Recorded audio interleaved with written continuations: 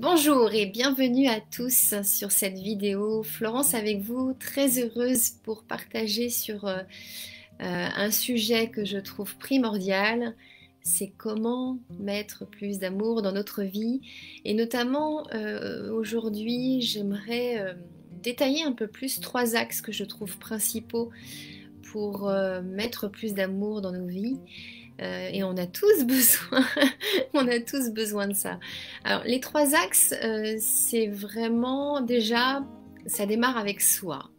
Donc plus d'amour pour soi, c'est vraiment la première étape la plus importante pour pouvoir aborder les deux suivantes, mais du coup avec beaucoup plus d'optimisation, on va dire. Donc pour soi, comment on peut mettre plus d'amour dans sa vie pour soi.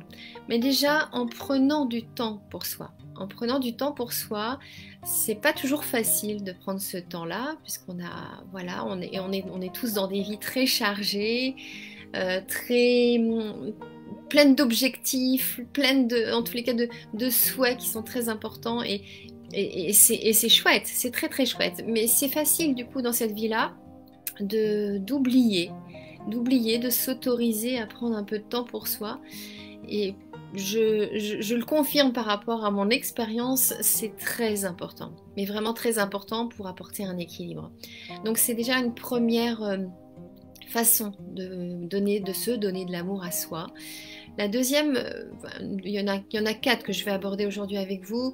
La deuxième, c'est de surveiller vraiment nos pensées, surveiller nos mots. Nos pensées, plus elles vont être positives, plus elles vont nourrir de positif notre état général et plus on va avoir la possibilité de se sentir bien dans nos vies. Et on ne se rend pas toujours compte. Les pensées qu'on a, on ne les maîtrise pas toutes, bien sûr. Il y en a plein qui circulent dans notre mental. Et ces pensées, inconscientes ou conscientes, sont vraiment une base pour définir notre état d'être. Donc plus on va nourrir en conscience là du coup, nos pensées avec du positif, et plus effectivement ce positif va circuler. Il va générer des énergies positives qui vont faire que dans notre quotidien, notre état va être beaucoup plus agréable, confortable, léger. Donc c'est important de faire attention à nos pensées. Et j'ai un ami, une personne très proche, une personne très très proche de moi qui me disait souvent avant, les mots ont de l'énergie, attention à ce que tu dis. Et il continue à me le dire de temps en temps d'ailleurs, mais c'est vrai que je m'en suis rendu compte. Ces mots qu'on peut dire sans forcément mesurer l'impact qu'ils ont sur nous, ils sont très très importants. Donc plus on va avoir des mots, notamment envers soi, des mots positifs, et plus on va pouvoir aussi générer cette énergie positive qui est très importante pour pouvoir se sentir bien. On se rend pas compte, c'est ça qui est difficile. Bonjour Véro. Ce qui est difficile, c'est qu'on se rend pas toujours compte des schémas de fonctionnement qu'on a mis en place, des réflexes aussi parfois d'auto-sabotage sans qu'on s'en rende compte. Et quand on prend conscience de ça, c'est toujours une question de conscience, quand on prend conscience que certains réflexes, certains fonctionnements, certains schémas génère finalement plus de négatif que de positif dans nos vies. Là déjà, à partir du moment où on a identifié, c'est beaucoup plus facile de trouver peut-être un palliatif ou une fonction pour remplacer justement ces réflexes négatifs qui nous emmènent finalement dans un état où on a tendance à voir le verre à moitié vide et pas à moitié plein. Donc c'est toujours une prise de conscience, mais ça part de là. En tous les cas, les pensées et les mots sont très très importantes. Alors je regarde mes petites notes parce que ce matin, j'ai pas la tête très claire.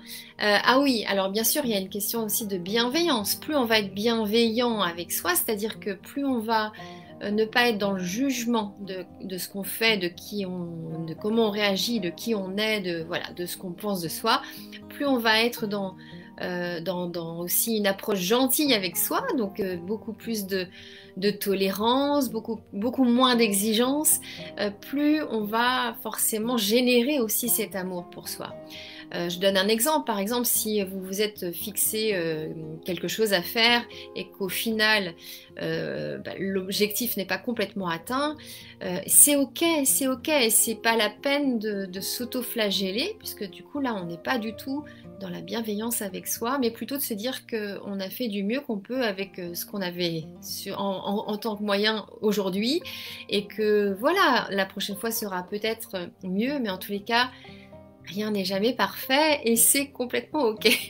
Donc d'être vraiment dans l'acceptation que oui, on fait toujours du mieux qu'on peut, et quand c'est pas à la hauteur de ce qu'on imaginait, eh bien l'idée c'est de pouvoir mettre en place des choses qui vont nous permettre de progresser, mais avec la vitesse qu'il est possible qu'on mette en place. Chacun son rythme, chacun aussi va rencontrer ses difficultés, et c'est vraiment cette acceptation de toujours aller un peu plus loin, toujours faire un peu mieux tous les jours, et de ne pas s'auto-flageller quand on n'arrive pas du premier coup à mettre en place ce qu'on voudrait. Donc ça c'est important. Et le dernier paramètre que je voulais indiquer sur l'amour de soi, oui, c'est en s'écoutant un peu plus, en écoutant un peu plus nos émotions, en apprenant à se connaître un peu plus, et du coup à mettre en place des choses qui vont aller dans le sens de nos besoins et pas à l'inverse. Et ça c'est pas facile non plus, donc prendre le temps, c'est toujours une question de temps, s'autoriser à prendre un peu de temps, c'est pas forcément beaucoup de temps, mais prendre le temps de se poser, de prendre du recul sur les situations pour pouvoir du coup aller toujours vers l'avant, mais avec une possibilité d'être en adéquation avec nos besoins et nos valeurs. Alors c'est pas pour autant qu'il faut s'écouter et ne plus rien faire. S'écouter, c'est s'écouter dans le sens où on va mettre en place des actions en place pour pouvoir avancer. S'écouter et puis du coup nourrir on va dire léthargie n'est pas forcément non plus une solution. L'idée c'est vraiment de pouvoir prendre un peu de temps pour s'écouter et toujours mettre en place des choses qui vont aller dans le sens qu'on voudrait mettre en place, quoi. Donc pour déjà cette première étape, l'amour de soi, ces 4 axes qui sont importants, je vais faire une petite synthèse. Donc prendre du temps pour soi. Donc là, c'est vraiment faire des choses qui nous plaisent, qui nous nourrissent positivement, faire attention à ses pensées, aux mots qu'on utilise, ça c'est très important, être dans la bienveillance avec soi sans trop être dans l'exigence, sans attendre une perfection de ce qu'on attend de soi, et puis donc du coup écouter un peu plus ses émotions, les prendre en compte pour pouvoir être en adéquation avec nos besoins le plus possible. Ce sera jamais parfait non plus, mais tendre vers ça, c'est ça qui est important. Après l'autre axe, donc le deuxième sur les 3 que je voulais aborder aujourd'hui, c'est l'amour pour son autre, quand on a un autre ou une autre, donc une personne qui partage notre vie. Cet axe-là est important aussi parce qu'en fait on a toujours, alors, je ne sais pas d'où ça vient, mais en tous les cas en tant qu'être humain, on a tendance à idéaliser son autre, à idéaliser sa façon d'être, son comportement, et là encore, personne n'est parfait, rien n'est parfait, et tout n'est pas non plus exactement en phase avec ce qu'on pourrait attendre. Donc l'idée c'est d'être plutôt dans l'accueil de son autre, de pouvoir être aussi dans la tolérance des différences entre soi et son autre, et de pouvoir surtout rester dans la bienveillance la plus totale. On a tendance, on est tous pareils dans un quotidien, quand on partage un quotidien avec une personne chère, à être plus ou moins dans la critique, dans le jugement, à dire tu devrais faire ceci, cela. Et souvent, en fait, ce qu'on a à reprocher à l'autre, ça peut être aussi des axes de progression qu'on a chez soi. Et donc l'idée, quand on tombe là-dedans, quand on sort de cette bienveillance, c'est de pouvoir profiter de ce qu'on aurait envie de dire à l'autre. Alors ça ne nous empêche pas de le dire, mais peut-être d'une autre façon, avec plus de hauteur. Mais du coup d'en profiter aussi pour regarder chez soi pourquoi ce comportement ou cette réaction nous gêne. Il y a toujours un miroir, un effet miroir qui est assez impressionnant. Donc ça peut être intéressant de faire cet exercice-là. En tous les cas, une relation à deux, ça peut pas être parfait par rapport à ce qu'on attend. On se fait toujours une idée, un idéal, ça peut pas être parfait, mais on a un rôle à jouer dans cette relation à deux. Et donc si on peut plutôt nourrir cette relation avec des petits gestes quotidiens qui sont dans cette bienveillance totale et qui vont voilà, nous permettre d'exprimer notre amour. Et même si on pourrait être dans des situations parfois, et j'en ai souvent entendu parler par des personnes que je côtoie, bah oui, moi je fais des petits gestes, j'ai des réactions, par contre mon autre, lui, ne fait rien. Mais ça c'est ok aussi, parce que en fait, ce qui est intéressant dans cette bienveillance totale par rapport à son autre, c'est de rien attendre en retour. C'est de donner, et en fait, en donnant, il y a forcément quelque chose qui va revenir vers nous de tout ça. Donc c'est de donner sans attendre, et ça c'est quelque chose qui est important d'une façon générale, je pense, dans l'amour, dans son quotidien.